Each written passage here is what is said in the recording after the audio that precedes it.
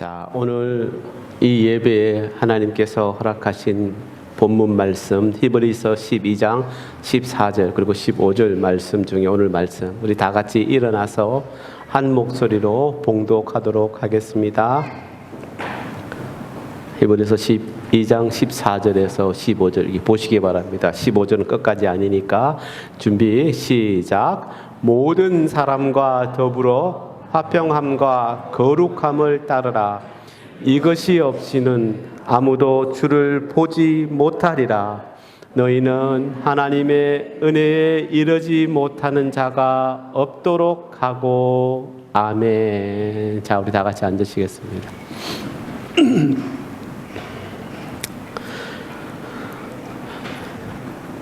오늘 본문 14절 말씀을 다시 한번 제가 봅니다. 여러분 잘 들으시길 바랍니다. 이렇게 히브리스 기자가 이렇게 말씀하고 있습니다. 거룩함을 따르라. 이것이 없이는 아무도 주를 보지 못하리라. 여러분이 이 말씀 잘 이해하시는 줄 믿습니다. 제가 지난 몇 주 동안 계속해서 드린 말씀과 연결이 되어 있습니다. 이스라엘 모든 백성들이 하나님 앞에 나오기 전에 하나님께서 그들을 깨끗하게 하라고 말씀하지 않았습니까? 그것입니다. 거룩하게 되어지지 않고서는 아무도 주를 보지 못한다는 말씀을 이 신약 성경 히브리서에서도 히브리서 기자가 하나님의 감동을 받아서 말씀하고 있습니다. 여러분 그러면 이제 이 말씀을 들으실 때 마음에 어떤 생각이 드십니까? 아니 어떤 마음이 들어오십니까? 성경에 있는 말씀들은 다 아름답고 귀한 말씀들이니까 그 중에 한 말씀이야 아멘 그냥 그 정도로 끝나십니까? 아니면 이 말씀이 내 마음에 깊이 박혀 있어서 이 말씀을 보는 순간에도 마음이 뛰고 흥분되십니까? 그러면 지금 이 세상에 있는 모든 교회와 또 하나님의 자녀들이 지금 이 말씀 거룩함을 따르라 이것이 없이는 아무도 주를 보지 못한다고 하는 이 말씀을 아버지 하나님께서 우리에게 주신 명령과 같은 것인데 그 명령을 우리가 잘 순종하고 있는지. 자, 오늘 본문 그 뒤에 보면은 이어서 이 히브리서 기자는 또 이렇게 말씀합니다. 너희는 하나님의 은혜에 이르지 못하는 자가 없도록 하고 라고 어쩌면 히브리서 기자는요 부르짖고 있는 것입니다. 그가 어떤 마음으로 이렇게 말씀하였을까? 혹시 오늘 본문 말씀이 듣는 이로 하여금 두려움을 느끼게 하고 또 문제에 빠지지 못하도록 하시는 어쩌면 하나님의 어쩐 과잉 발언으로 들리지는 않는지 그렇게까지 하고 싶지는 않아요 라고 이 마음 한 구석에서 막 이렇게 생각이 들지는 않는지. 근데 여러분 절대 그렇지 않습니다.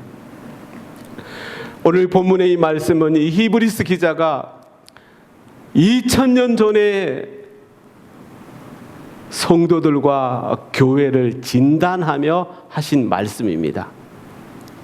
근데 그러면 그때 하신 말씀이 그 2000년 동안 계속 이어오면서 하나님의 은혜와 복이 믿는 자들에게 수도 없이 내리고 함께 하였을 터인데 지금까지도 이 말씀이 유효하다는 사실을 여러분 잘 알고 있습니까? 그게 누구의 책임일까? 아버지 하나님이 우리를 잘 돌보지 못해서 보호하지 못해서 그런 일이 일어났을까? 아닙니다. 우리의 책임입니다. 그러니 그게 뭘 말씀하는 것일까? 그 오랜 시간을 진단해 보면은 하나님의 은혜가 허락되는 많은 이들에게 그렇게 그들이 받은 은혜는 그 하나님이 허락하신 복은 그들의 잘못을, 그들의 부족함을 그냥 무조건 덮어주는 것으로 인식되어졌던 때가 얼마나 많았는지 사실 그렇습니다.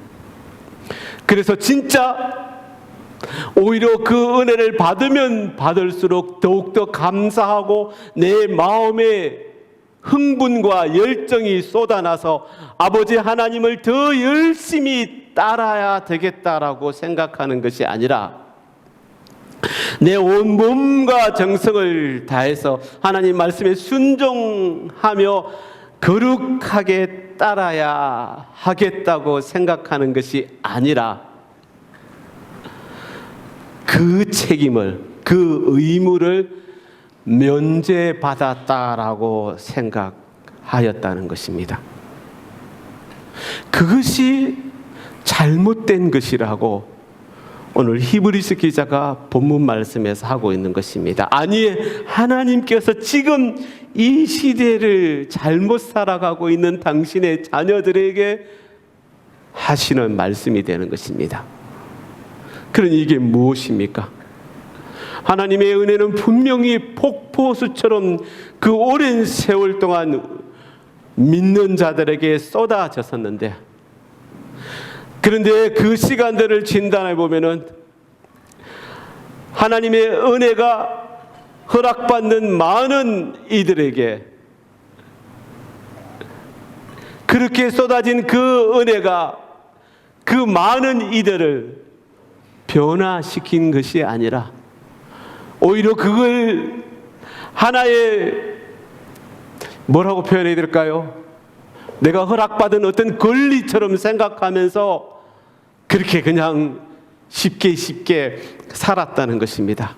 그게 뭘 말하냐면은 하나님의 은혜가 그 마음 깊숙이 임하여서 그로 인해서 나의 모든 시간을 그 은혜의 잠재력 안에서 보냈어야 하는데 그렇지 못했다는 것을 말씀하고 있는 것입니다. 그 은혜의 잠재력 안에서 보냈어야 하는데 그 속으로 들어가서 그 은혜가 나에게 주는 그 능력을 받아서 내가 정말 변화되었어야 하는데, 온전하게 변화되었어야 하는데 그렇지 않았기에, 그래서 그 은혜의 선물이 헛되게 될 때도 있었다는 것을 말씀하는 것입니다. 사랑하는 여러분, 이 모든 것을 생각하면서요, 사도 바울은 오히려 예수님께서 다시 오신다고 하는 그때, 그 재림의 그때, 그 마지막 때, 그때에는 오히려 하나님의 성도들이, 믿는 사람들이 하나님의 은혜를 통한 그 거룩한 변화를 많이 거부할 것이다 라고 예언하였습니다. 그러면 그때를 뭐라고 말하냐면요, 고통의 때가 될 것이다 라고 말씀하였습니다. 여러분, 이게 동의하십니까? 지금 여러분은 어떤 때를 보내고 계십니까? 사도 바울이 있었던 때와 지금 우리가 살아가고 있는 때 생각해 보면 그 말씀이 뭔가 잘못되어졌다는 그런 생각이 들지 않습니까? 지금이 고통의 때라고, 그 당시에는, 초대교회 때에는 그 믿음과 신앙을 지키기 위하여 모든 것을, 자기의 모든 것을 다 포기하고 말로 다 할 수 없는 그 고통뿐만 아니라, 아니 목숨, 썩어질 그 육신까지도 다 내어놓아야 했던 그 시절인데, 아니 바울 자신도 그렇지 않습니까? 자기의 그 복음, 예수 그리스도의 복음을 지키기 위하여 돌에도 맞기도 하였고 몽둥이에도 맞기도 하였고 채찍에도 맞고 또 사슬에 묶인 채로 감옥에 갇혀서 이제 죽음을 기다리는 그 순간까지 갔었는데, 믿음과 신앙을 지키는 그 자유가 허락된 지금 우리가 살아가고 있는 이 시대를 고통의 때라고 바울이 말하였다는 그 사실이 여러분 좀 이상하게 들리지 않습니까? 지금이 고통의 때라고? 내가 오늘 교회에 나오는데 누가 나를 막았어? 내가 하나님을 따르는 것을 누가 지금 막고 있어? 그런다고 나를 채찍질하는 사람이 있어? 돌을 던지는 사람이 있어? 감옥에 가두는 사람이 있어? 그렇지 않은데 왜 바울은 지금의 그 때를 고통의 때라고 얘기했을까? 근데 여러분, 제가 수차례 말씀드렸지만 그건 틀리지 않는 말씀입니다. 그동안 엄청난 하나님의 그 은혜를 받아 흘러온 지금의 이 시대인데도 오히려 우리 주 예수께 신앙을 고백하는 그 지금의 교회와 성도들은 자기 교회를 더 사랑하고 자기 자신을 더 사랑함으로 오만해지고 또 정말 하나님의 말씀에 오직 순종하는 것이 아니라 불순종하고 내가 더 많이 겪고 보내야 할 그 세상의 것을 어쩌면 더 뜨겁게 갈구하고 있지는 않은지, 모르는 사람이 어디 있습니까? 모든 것을 다 알고 있지 않습니까? 모든 것이라 그러면 틀릴 수도 있겠. 너무 많은 것을 알고 있지 않습니까?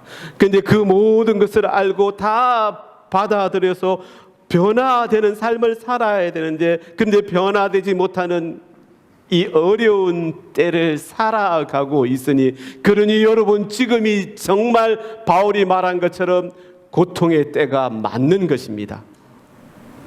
바울은 이때, 그때, 마지막 때, 주님이 오실 그때가 고통의 때라며 말하며 지금 이 시대를 어쩌면 바라보면서 이렇게 말씀하셨습니다.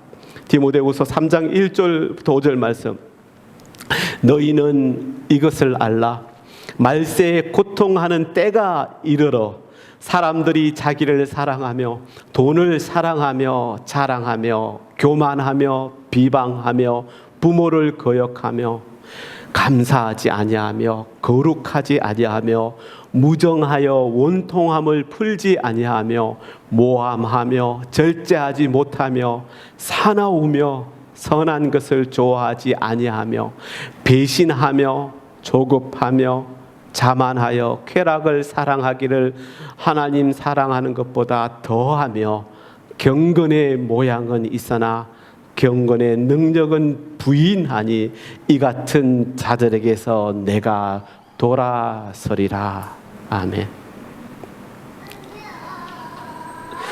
마지막 순간까지도 그 의연하게 그 자기 믿음과 신앙을 지켰던 그 초대 교회의 성도들의 그 변화와는 다르게, 그걸 알면서도 하나님의 은혜의 능력으로, 그 능력으로 인하여 진정한 변화를 이루지 못하고 있는 성도들에게, 당신의 자녀들에게 부르짖고 있는 것입니다. 하나님의 거룩함을 따르지 못하고 하나님께서 허락하시는 그 은혜를 헛되이 하고 있는 이들에게 말입니다. 그러고 나서 바울은 그들에게 일침을 놓고 있습니다. 디모데후서 3장 7절 말씀. 항상 배우나 끝내 진리의 지식에 이를 수 없느니라.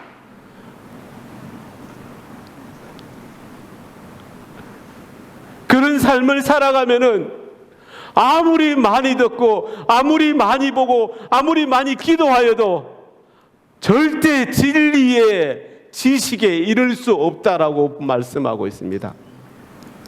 여러분 한번 생각해 보십시오. 그때와 지금의 시대를 비교하면은 지금 얼마나 많고 다양한 방법으로 복음 전파가 되고 있습니까? 여러분, 이렇게 주일날 이 예배에 나와서 제 말씀을 듣지 않는다고 하더라도 여러분 어떤 순간이든 훌륭한 하나님의 말씀을 전하는 목사님의 설교를, 아니 신앙의 선배의 이야기들을 접할 수 있지 않습니까? 그런 모든 것들이 쏟아지고 있는 이 시대를 살아가는데도 불구하고 오히려 많은 교회와 성도들은 아직도 그때 이스라엘 백성들이 시내 광야에서 있었을 그때 아론과 이스라엘 백성들과 다르지 않다는 것을 말씀하는 것입니다. 그래서 바울은 육체의 핍박이 있었던 자기의 그 시대가 아니라 더 세속화된, 어쩌면 지금 이 세대를 가르쳐 고통의 때라고 말씀한 것입니다. 여러분, 왜 무엇이 다를까요? 사실 지금 이 시대에도 여러분 생각해 보면은 그 초대 교회 때보다 더 어렵고 힘든 시간을 보내고 있는 곳이 있는 줄 아시죠? 북한의 지하교회나 중국의 지하교회도 마찬가지고, 뿐만 아니라 여러 세계 곳곳, 특별히 아프리카에 가면요, 지금도 여러분 아프리카에 가면요, 예수 그리스도를 믿는 사실이 발각되면요, 그 즉시 잡아다가 교수형에 처하는 그 교수대가 지금도 많은 사람들이 볼 수 있는 그 광장에 있다고 합니다. 어떤 선교사님이 그곳을 지나가면서 속으로 눈물을 흘렸다는 이야기를 제가 들어본 적이 있습니다. 지금도 그런 일들이 일어나고 있습니다. 그런데 그들과 도대체 무엇이 다르다는 것을 말할까요? 지금 우리에게는 그렇게 믿음과 신앙을 지키기 위하여 핍박받는 그들에게 없는 무엇이 있습니까? 신앙의 자유가 우리에게 있지 않습니까? 근데 여러분, 이거보다 더 중요한 것들, 그러나 그들에게는 신앙의 자유가 없었지만 그들에게는 지금 우리에게 너무나 필요한 영적 자유가 있었습니다. 영적 자유를 허락받는 여러분 되시기를 바랍니다. 여러분, 이 말씀이 얼마나 크고 두려운 말씀들인지. 그들은요, 하나님이 보여주신 것으로 하나님과 예수 그리스도를 무한정 사랑하였습니다. 그 사랑으로 하나님의 영광을 향한 그 열정이 넘쳐났기 때문에 그들이 당하는 그 어떤 핍박과 고통은 문제가 되지 않았던 것입니다. 제가 지난주에 잠깐 요한계시록의 7교회를 말씀드렸죠. 이 교회 하신 똑같은 말씀이 있다라고. 근데 여러분, 우리가 보고 있는 이 요한계시록의 7교회를 말씀하시는 이 부분에는 사실 예언적인 부분들이, 그 메시지가 담겨져 있습니다. 주님께서 이 7교회는 어쩌면 수세기의 첫 초대 교회로부터 시작해서 지금의 이때, 아니 주님께서 다시 오실 그 재림의 그 직전의 교회에 이르기까지, 교회의 어쩌면 그 전반적인 모습을 연대순으로 대변하고 있는 그 말씀이다라고 주장하고 대변하는 목사님들과 신학자들도 있습니다. 틀리지 않은 것 같습니다. 그러면 여러분, 지금 우리는 어떤 시대를 살아가고 있습니까? 우리가 마지막 때, 주님의 재림의 때를 말하라고 하면은 정확하게 알 수 없습니다. 그 누구도 알 수 없고 오직 아버지 하나님만 아신다고 성경에 나와 있지만, 하지만 예수님이 이 성경에서 하신 말씀을 따라가 보면은 그 시기를 우리가 가늠할 수가 있는데, 그래서 현재 지금 우리가 살아가고 있는 이 시기가, 그리고 이 시기에서 일어나는 그 많은 현상들을 볼 때 지금 이 시기가 그 때가 다가왔음이 증명되는 것입니다. 그러니 그 7교회를 다 배열해 놓고 볼 때 그 요한계시록의 7교회 중에 마지막 교회인 라오디게아 교회가 지금 이때에 우리에게 주시는 그 긍고의 말씀이 우리를 향하고 있는 것이 되는 것입니다. 지금 이때 예언적으로 적용될 수 있는 말씀이라는 것입니다. 그러면 볼까요? 요한계시록 3장 14절 말씀. 라오디게아 교회의 사자에게 편지하라. 아멘이시여 충성되고 참된 증인이시여 하나님의 창조의 근본이신 이가 이러시되라고 말씀합니다. 제가 이 말씀을 처음 시작하는 것은 이 말씀을 우리가 좀 주목해 볼 필요가 있었습니다. 여기서요, 주님은, 우리 예수님은 자기 자신을 뭐라고 말씀하셨습니까? 충성되고 참된 증인이라고 자기 자신을 말씀하고 있습니다. 여러분, 여기서 충성되다란 말은 뭘 표현하냐면 이런 의미가 있는 것입니다. 당신이, 우리 예수님의 그 은행 일체의 불변성을 어쩌면 말하는 것입니다. 그리고 또 참되다라고 말씀하신 것은 좋은 내용이든 아니든 우리 주님은 진실만을 말씀하셨다는 것을 의미합니다. 그러니 여기서 말씀하시는 충성되고 참되다는 것은 뭘 말하냐면은 주변의 어떤 반응이나 그 어떤 압력에도 무관하게 당신은, 우리 예수님은 시종일관 진리, 진실을 말씀하신다는 뜻이 되는 것입니다.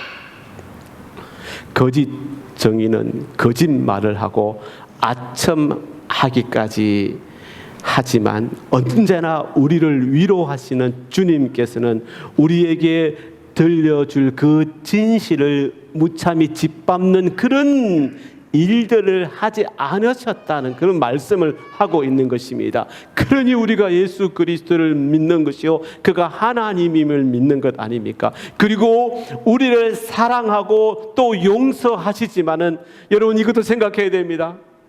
또한 징계하고 우리가 변화되기 위해서 애쓰신다는 사실도 우리가 잘 알아야 됩니다. 그 다음에 말씀을 볼까요? 요한계시록 3장 15절 말씀. 내가 내 행위를 아노니 내가 차지도 아니하고 뜨겁지도 아니하도다라고 말씀합니다. 여러분, 예수님은 제가 지난주에도 말씀드렸지만 우리의 의도가 아니라 우리의 행위를 주목하신다고 하셨습니다. 그런데 사실 그리스도인들 중에 많은 사람들이 자기가 가는 그 길이 어쩌면 지옥으로 가는 길인데도 자기는 그 길 위에 서 있으면서도 선한 의도로 포장하고 있는 경우가 얼마나 많은지. 근데 예수님이 그것은 잘못된 길이라고 분명히 알고 계십니다. 어떻게 아신다고요? 예수님이 그것을 어떻게 아신다고요? 그들의 행위와 그들의 행동을 보고 아신다라고 분명히 말씀하셨습니다.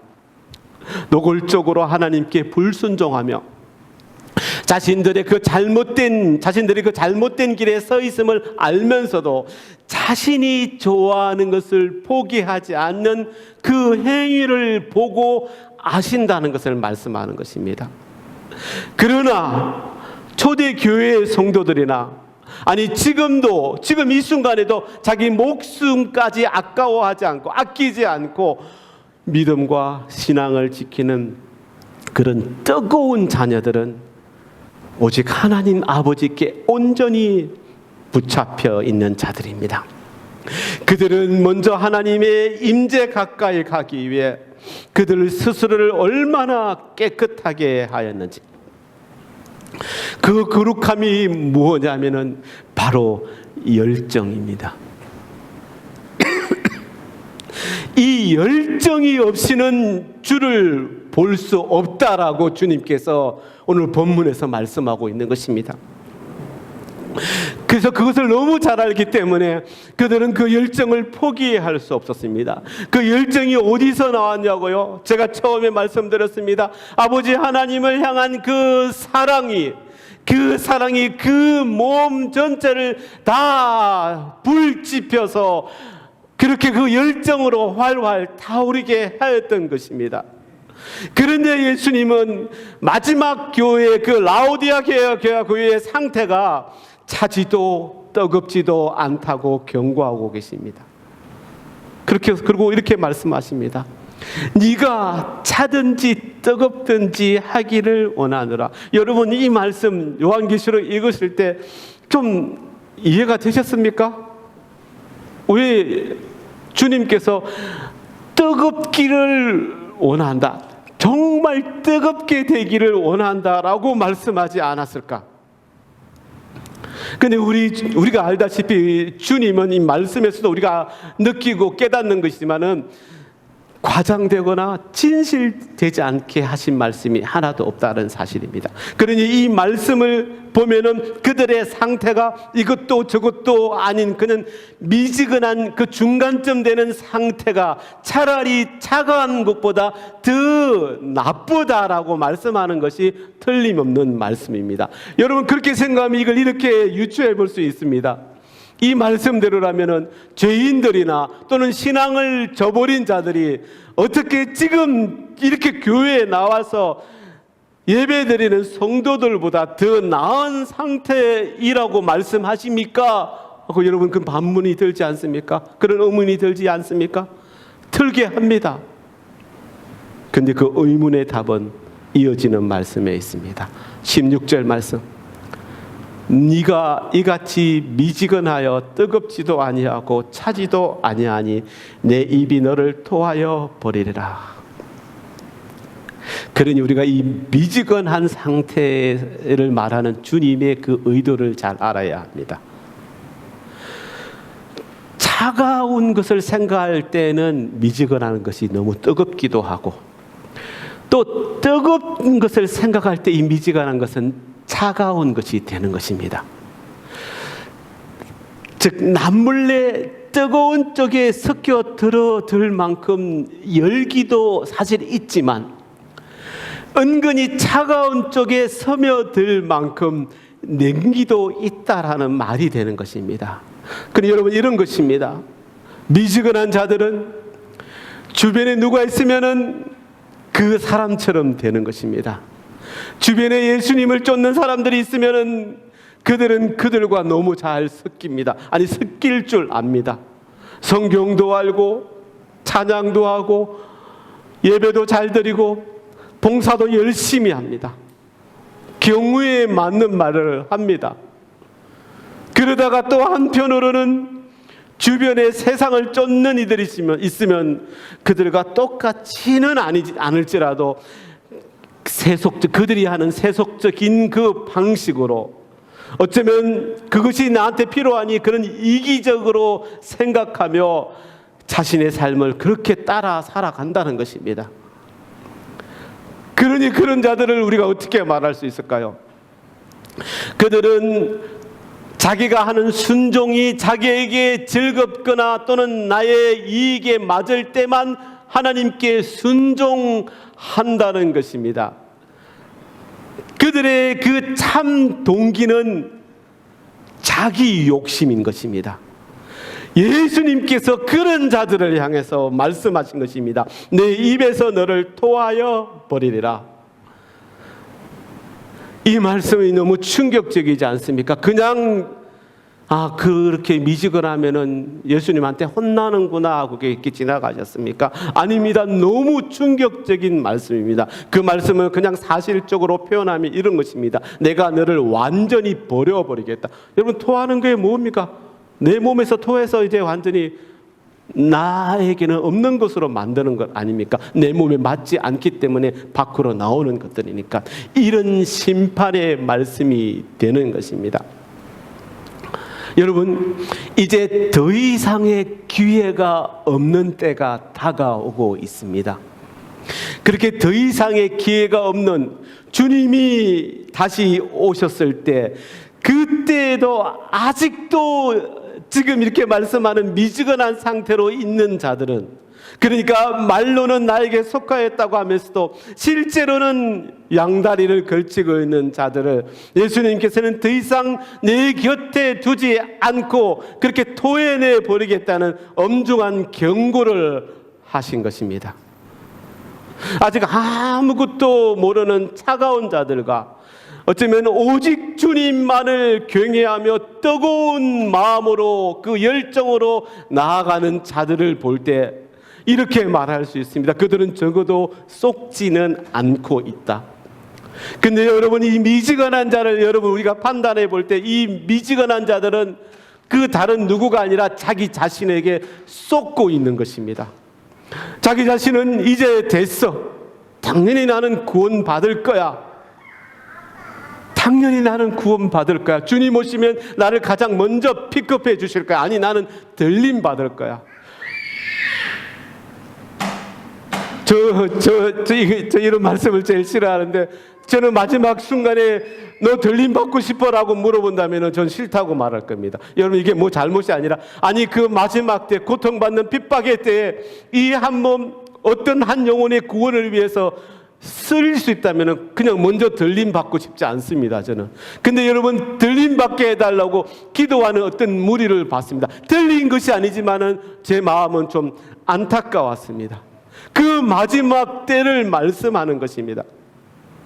그때에 나는 구원받을 거야, 들림 받을 거야 라고 생각하지만 그것은 자기에게 자기 스스로를 속이고 있다는 것입니다. 자신은 그렇게 생각하지만 계속해서 속고 있으니 예수님은 너희가 이런 자들이라고 이렇게 분명히 말씀합니다. 17절 말씀에서 너가 말하기를 나는 부자라 부요하여 부족한 것이 없다 하나 너의 곤고한 것과 가련한 것과 가난한 것과 눈먼 것과 벌거벗은 것을 알지 못한다라고 말씀하고 있습니다. 예수님은 결국 그들에게 하나님을 향한 그 뜨거운 열정이 없음을 한탄하고 계시는 것입니다. 실제로 열정이 가득한 자는 그렇게 말이 아니라 열매로 확연하게 드러난다고 말씀하지 않았습니까? 주님은 이제 그들을 향하여 이렇게 간절하게 선포하고 있습니다. 3장 18절 말씀. 내가 너를 권하노니 제발 내 말 좀 들어라. 잘 들어라. 나에게서 불로 연단할 금을 사서 부요하게 하고 흰 옷을 사서 입어 벌거벗은 수치를 보이지 않게 하고 안약을 사서 눈에 발라 보게 하라라고 간절하게 기도하고 있습니다. 여러분, 여기서 예수님의 말씀의 초점은 이것을 돈으로 살 수 있다는 것이 아니라 돈으로 살 수 없는 것을 사는 데 있습니다. 예수님께서 그 이전에 공생의 기간 동안에 제자들에게 이렇게 말씀하지 않으셨습니까? 비유로 말씀하실 때 마태복음 13장 45, 46절 말씀. 또 천국은 마치 좋은 진주를 구하는 장사와 같으니 극히 값진 진주 하나를 발견하며 가서 자기의 소유를 다 팔아 그 진주를 사느니라라고 말씀했습니다. 예, 장사꾼은 천국을 상징하는 그 좋은 진주를 사기 위해서, 그 진주를 사기 위해서는 나의 모든 것을 다 그 값을 지불해야만이 겨우 살 수 있는 건데, 그렇게 그것을 사기 위해서 나의 모든 것을 다 팔았다는 것입니다. 그리고 그렇게 하고 나서야 결국에 그 좋은 것을 얻을 수 있었다는 것을 말씀하는 것입니다. 여러분, 이것에 우리가 잘 주목해야 합니다. 다시 말해, 하나님과 나의 관계에 있어서 그 어떤 작은 것 하나라도 나의 것으로 남겨두어서는 안 된다는 것을 말씀하는 것입니다. 그것이 틀리지 않는데요 라고 생각하는 마음까지도 다 내려놓아야 한다는 것을 말씀하는 것입니다. 왜? 하나님과 나와의 그 온전한 관계를 위하여 나의 모든 것을 다 바쳐야만, 그래야만 내가 주님을 보게 되는 영광을 누릴 수 있게 된다는 것을 말씀한 것입니다. 사도 바울도 이것을 알았습니다. 그러면서 이것을 이렇게 표현하고 있습니다. 고린도후서 5장 15절 말씀. 그가 모든 사람을 대신하여 죽으심은 살아있는 자들로 하여금 다시는 그들 자신을 위하여 살지 않고 오직 그들을 대신하여 죽었다가 다시 살아나신 이를 위하여 살게 하려 함이라. 아멘. 아멘. 마쳐야 되는데, 여러분, 우리가 예수님이 비유에 들으신 비유 중에서 열처녀의 비유를 여러분 잘 알고 계시죠? 이 비유가 이거 비슷합니다. 사실 이 비유가 똑같은 의미를 주고 있습니다. 우리가 알고 있는 이 열처녀의 비유를 보면요, 열처녀가 모두 다 등을 들고 있었는데, 즉 그러니 그들은요 뭘 소망하였냐면은 결국 마지막 순간에 하나님 주님 만나서 하나님 나라로 들어가는 영생을 소망하고 구하는 자들이었다는 사실을 말하고 있습니다. 다 등을 들고 있었다는 사실을. 그런데 이들 중 5 처녀들은 주님 오실 때까지 기다릴 수 있는 그 기름이 충분하였고, 나머지 5은 기름을 충분히 준비하지 못해서 제가 이것을 말하면서 슬기로운 5 처녀, 또 미련한 5 처녀 이렇게 설명합니다. 예, 맞습니다. 그런데 여러분, 오늘 이 비유에서 우리가 다시 주목하여야 하는 것은 그것보다 누가 더 간절한 열정을 가지고 있었느냐, 이 부분의 문제를 다시 주목해야 합니다. 여러분, 그 자리로 오기 위해서 10 처녀가 어디를 먼저 갔을까요? 생각해 봅시다. 등을 사러 가야 되지 않습니까? 가게에 등을 사러 가야지 등을 들고 오죠. 여러분, 쉽게 생각하면 됩니다. 10명이 다 등을 사러 갔을 것입니다. 등을 사러 가서 등을 살 때 그 열정의 정도로 5명과 나머지 5명이 갈려지고 만 것입니다. 주님과 함께 하나님의 나라에 들어갈 것을 정말 간절히 열망하는, 소망하는 그 5 처녀는 그곳에 가서 나의 모든 것을 다 내어놓았습니다.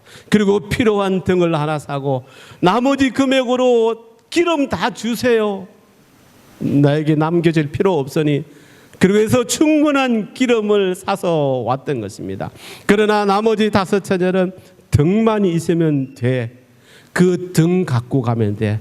하고 내가 이 정도면 되겠지. 그냥 그렇게 생각하는 충분한 어느 정도만 드리고 구원받을 수 있겠지라는 구원받을 만큼만을 들여서 그 등불을 구입하였다는 것입니다. 모든 것을 다 드릴 수 있는 간절한 열정, 끝까지 견디기 위하여 나의 모든 능력을 소진하는 자는 우리 주님께서 반드시 구원을 얻을 것이라고 분명히 말씀하셨습니다. 바로 하나님을 향한 간절한 열정을 따르는 자들입니다. 그러니 요한계시록의 말씀처럼 미지근한 자들은 자신의 전부를 다 드리지 않았던 것입니다.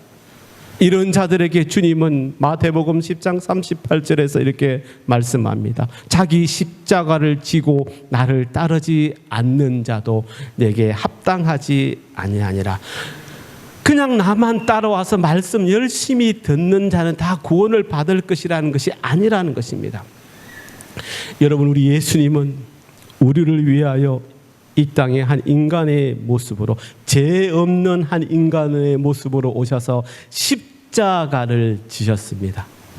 그리고 부활하심으로 자기와 같이 온전히 십자가를 지는 자들에게 허락될 그 구원을 통한 영원한 생명을 약속하지 않으셨습니까?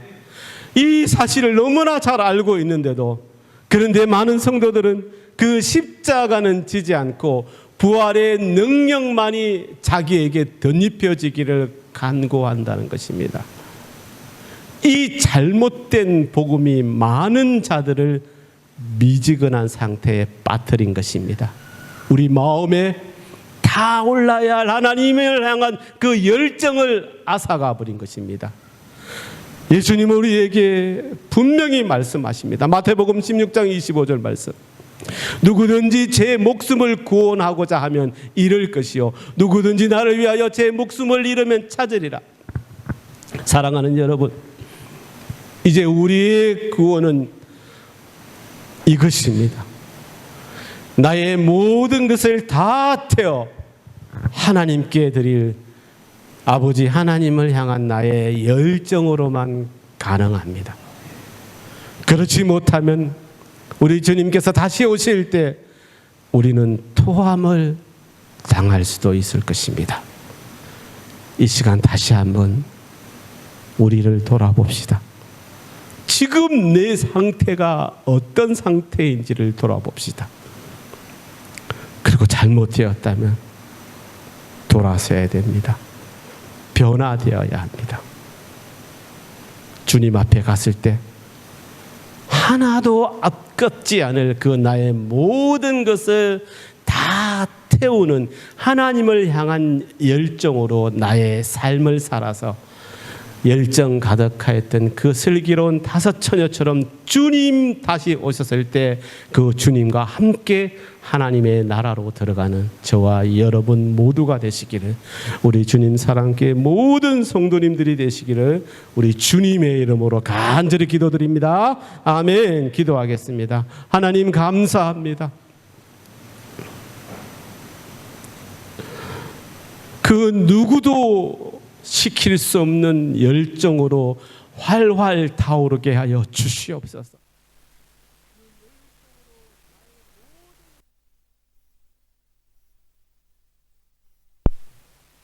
우리 성도님들이 되기를 원합니다. 그렇게 지어져서 이 땅 가운데 성령의 역사를 드러내는 이 교회가 되기를 원합니다. 감사합니다. 우리 주님 사랑합니다. 예수님의 이름으로 기도드립니다. 아멘.